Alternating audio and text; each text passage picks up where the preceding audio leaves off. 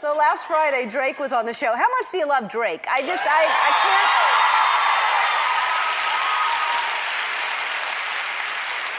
His album comes out today, and Drake has one of those voices where he can just make anything sound sexy. So it gave me an idea for a new segment, and I'm calling it Drake Has One of Those Voices Where He Can Make Anything Sound Sexy. Here's an example.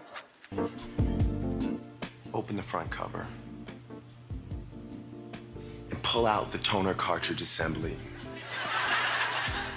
Unpack the new toner cartridge and just ever so gently rock that cartridge from side to side 5 or 6 times. You don't need to do it too much. All I want you to do is just distribute the toner evenly.